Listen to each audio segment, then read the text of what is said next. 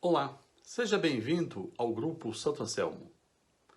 Estamos dando continuidade à nossa formação sobre a teologia dos sacramentos. Fique conosco, assista esse vídeo e continue obtendo uma excelente formação para a sua vida católica. Em nome do Pai, do Filho e do Espírito Santo. Amém. Nossa Senhora de Guadalupe, rogai por nós. Santo Anselmo, rogai por nós. A abertura à fecundidade constitui mais um dos efeitos do matrimônio.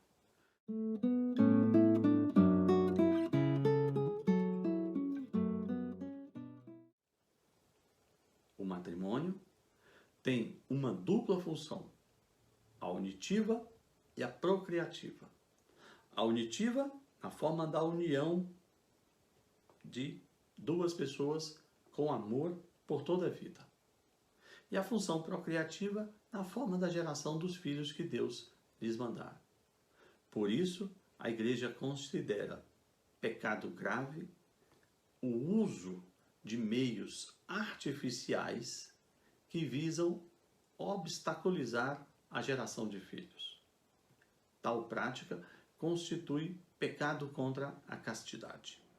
Tem sido uma prática antiga na história da humanidade a tentativa de controle da natalidade, isto é, a possibilidade da prática sexual prazerosa sem o risco, ou sem a possibilidade, ou minimizando a possibilidade da geração de filhos.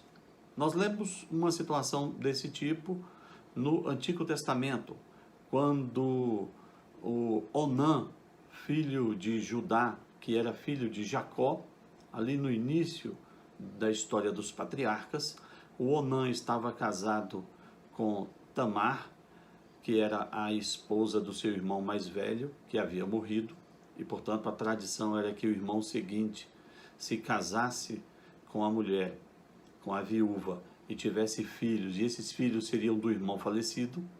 O Onã praticava o coito interrupto, e com isso ele evitava a gravidez da sua esposa. Isso vai gerar a morte de Onã, uma reprovação divina grave que nos é contada no livro do Gênesis. Desde então, você tem relatos históricos de várias tentativas de controle da natalidade. Nos últimos séculos, nós temos a ideia, ou tivemos a prática do uso de preservativos masculinos, né? Feito até com a pele do intestino de animais, né? O material genético.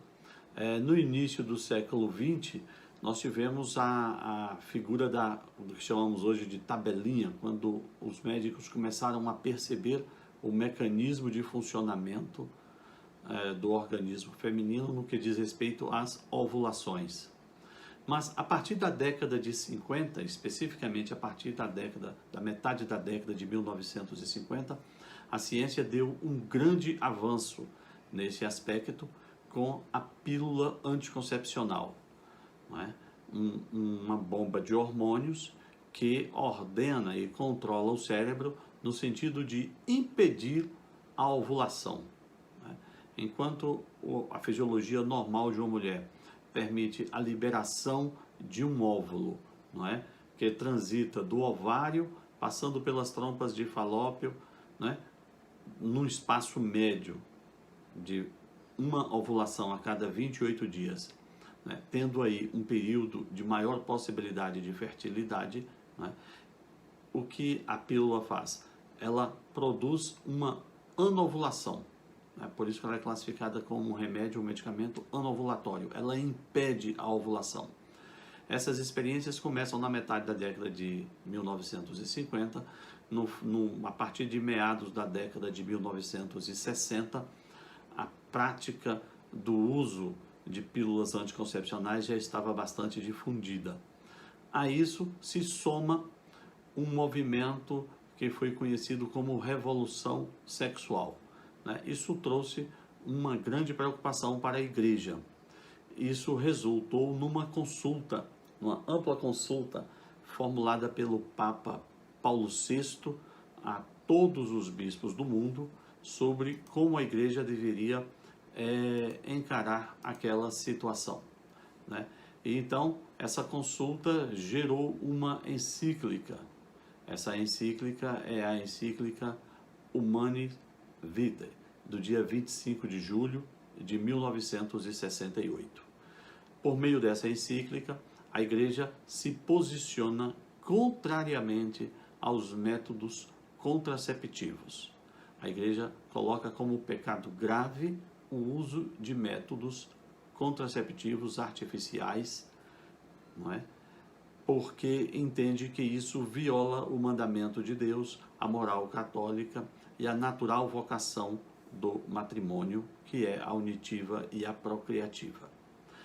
Essa mesma encíclica admite, entretanto, a possibilidade, não é?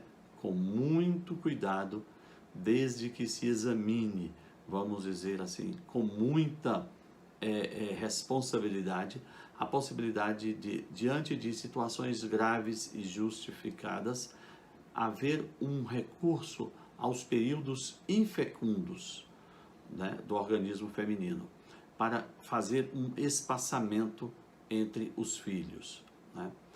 Em razão dessa possibilidade contida no item 16 da encíclica, que diz o seguinte: se, portanto, existem motivos sérios para distanciar os nascimentos que derivem ou das condições físicas ou psicológicas dos cônjuges ou de circunstâncias exteriores, a Igreja ensina que então é lícito ter em conta os ritmos naturais imanentes às funções geradoras para usar do matrimônio só nos períodos infecundos e, deste modo, regular a natalidade, sem ofender os princípios morais que acabamos de recordar. Continua a encíclica Humani Vitae no item 16. A Igreja é coerente consigo própria, quando assim considera lícito o recurso aos períodos infecundos, ao mesmo tempo em que condena sempre como ilícito o uso dos meios diretamente contrários à fecundação. Mesmo que tal uso seja inspirado em razões que podem parecer honestas e sérias, na realidade, entre esses dois casos existe uma diferença essencial. No primeiro, os cônjuges usufruem legitimamente de uma disposição natural, enquanto que no segundo, eles impedem o desenvolvimento dos processos naturais. É verdade que em ambos os casos, os cônjuges estão de acordo na vontade positiva de evitar a prole, por razões plausíveis, procurando ter a segurança de que ela não virá. Mas é verdade também que somente no primeiro caso eles sabem renunciar ao uso do matrimônio nos períodos fecundos, quando, por motivos justos, a procriação não é desejável, dele usando depois nos períodos agenésicos, nos períodos infecundos, como manifestação de afeto e como salvaguarda da fidelidade mútua. Então, havendo essas situações prescritas pelo item 16 da encíclica Humani Vitae, a Igreja admite o uso do matrimônio apenas nos dias infecundos da mulher. A respeito desse tema, foi desenvolvido o chamado método Billings. O método Billings é um método de autoconhecimento do corpo feminino, de autoconhecimento do período fértil, não é? Onde você pode usar do matrimônio nos períodos inférteis ou usar do matrimônio nos períodos férteis para engravidar. De qualquer forma, o método Billings, ele se adequa a essa situação se existirem os casos em que é possível, é permitido, é tolerável pela Igreja o espaçamento entre os filhos na forma descrita aqui no item 16. É possível que um casal, por razões fisiológicas, não venha a ter filhos. A Igreja admite que, nesse caso, é possível que busque auxílio, tratamento, enfim, algum recurso médico para que possam gerar filhos. No entanto, a Igreja não admite o uso da técnica da geração in vitro, não é? O popularmente conhecido como bebê de proveta, em que o espermatozoide e o óvulo são fecundados fora do corpo da mulher e depois nela inseridos. O ato de geração de filhos deve ser um ato sexual fisiologicamente normal. Não se pode recorrer à prática da geração in vitro, isto é, fora do corpo da mulher. Se, por acaso, uma situação de esterilidade, de impedimento completo de geração de filhos acontecer, esse casal deve se unir em oração, deve buscar na oração, deve buscar no amor mútuo, viver o seu amor e se conformar a essa situação, não é? Lembrando que o casal, que é exemplo absoluto para todos nós, que é a Sagrada Família, os dois propriamente não tiveram filhos, São José e Nossa Senhora. Nesse caso, esse casal pode e deve considerar a hipótese de recorrer à adoção como um ato de amor, como um ato de desprendimento, como um ato de complementaridade e como um ato, não é, de formação de uma Sagrada Família. Ser pai adotivo é uma forma interessante de imitar o grande patriarca São José. Muito bem, estamos concluindo a nossa formação sobre o sacramento do matrimônio. E caso você seja solteiro, esteja se preparando para o matrimônio, tendo um relacionamento, um namoro, um noivado, considere com gravidade a escolha da pessoa com a qual você vai se casar. Meus irmãos, há muito tempo, graças a uma influência da Igreja Católica, que defende o casamento como uma união indissolúvel, as diversas legislações do mundo ocidental também consideravam o vínculo matrimonial como uma aliança indissolúvel, uma aliança que somente se desfazia pela morte. Lamentavelmente, nas últimas décadas, cada vez mais, países outrora com uma visão de um vínculo matrimonial indissolúvel passaram a adotar a figura esdrúxula do divórcio como um instrumento jurídico capaz de romper o vínculo matrimonial, podendo as pessoas se casarem novamente, podendo as pessoas se casarem várias vezes. Veja, por exemplo, o caso brasileiro. Antigamente, não é? O nosso Código Civil adotava a figura do matrimônio como um vínculo que somente se desfaria com a morte. Posteriormente, veio a lei do divórcio, na década de 1970. E então, passaram os casais a se divorciarem depois de 2 anos de uma separação judicial. Posteriormente, afrouxaram-se mais as leis e agora você pode fazer o divórcio direto, sem uma separação judicial. Ou seja, com o passar do tempo, o ordenamento jurídico vai jogando por terra a concepção de casamento que a Igreja trouxe do direito canônico para o direito civil. Então, mais e mais países vão admitindo o divórcio. A Igreja Católica não muda e não mudará a sua disciplina acerca do sacramento do matrimônio. Somente existe matrimônio quando celebrado na Igreja Católica diante de uma testemunha qualificada, um diácono, um presbítero ou um bispo, após o regular processo canônico. Esse vínculo, se estiver válido, será perpétuo e exclusivo.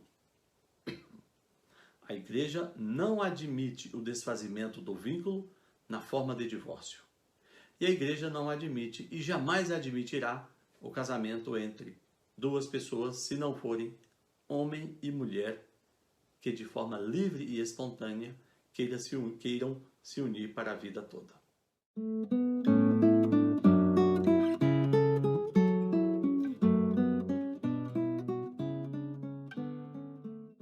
Por fim, existe uma situação que não é própria do sacramento do matrimônio, mas a ele está ligada, é uma questão mais de direito canônico, mas convém ser trazida até aqui. É possível que na celebração do matrimônio, não se tenha observados todos os seus requisitos constitutivos. É possível que exista algum defeito em um matrimônio que faz com que aquele matrimônio, na verdade, não tenha existido sob o ponto de vista canônico. Então, a Igreja se dispõe a examinar esses casos e, se ela observar que faltou um dos elementos constitutivos do matrimônio, por exemplo, o consentimento livre, a Igreja vai declarar nulo aquele matrimônio e aquelas pessoas voltam ou passam a ser consideradas como efetivamente sempre foram solteiras e estariam livres para se casarem novamente. Então, se você participou, celebrou o seu matrimônio na igreja, mas você tem uma dificuldade, então, se você que teve rompida a vida matrimonial por alguma dificuldade grave, você pode submeter o seu matrimônio a uma verificação do Tribunal Eclesiástico da diocese onde ele foi celebrado. E a igreja vai examinar se o seu matrimônio efetivamente aconteceu sob o aspecto canônico. E então, ela vai dizer, se sim, então você continua casado com essa pessoa, mesmo não mais convivendo com ela. Ou a igreja vai verificar, ou a igreja pode verificar que o matrimônio não existiu. Vai declarar a nulidade desse matrimônio. Então você estará novamente solteiro e poderá, eventualmente, contrair um matrimônio validamente.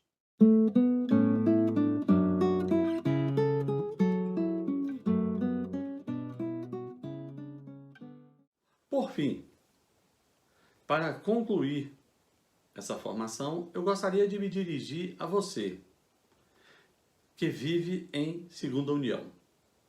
A você que se casou na igreja, mas que por alguma dificuldade não manteve o casamento. Você se separou, você desfez o vínculo civil, enfim, você já não vive com a pessoa com quem você se casou na igreja e eventualmente você vive hoje com outra pessoa, numa situação de união estável ou numa situação de casamento apenas no âmbito do direito civil, do direito comum, estando assim privada de receber os sacramentos da Eucaristia e da reconciliação. Eu gostaria de lhe dizer, de me dirigir a você com muito carinho, com muito amor, com muita atenção. Não se sinta desprezado ou desprezada pela igreja. Não se sinta não acolhida pela igreja. Acredite, a Igreja Católica olha para você com amor. A Igreja Católica olha para você com atenção. a Igreja Católica olha para você com compaixão. Uma das coisas que a Igreja coloca para você é o Tribunal Eclesiástico, presente nas dioceses e presente na diocese, provavelmente presente na diocese onde você se casou, onde você pode levar o seu caso e eventualmente pedir o exame da validade do seu casamento, da ocorrência real do seu casamento na forma do direito canônico. Você pode solucionar esse problema e estar livre para se casar agora corretamente diante de Deus e da Igreja. Eram essas as palavras que eu tinha para falar com vocês sobre o sacramento do matrimônio. Vamos pedir a Nossa Senhora de Guadalupe, pedir a Santo Anselmo de Canterbury, que interceda por nós, interceda pelos nossos matrimônios, para que possamos ter uma vida frutífera, uma vida em Cristo, uma vida que reflita o amor de Cristo pela Igreja. Em nome do Pai, do Filho e do Espírito Santo. Nossa Senhora de Guadalupe, rogai por nós. Santo Anselmo de Canterbury, rogai por nós.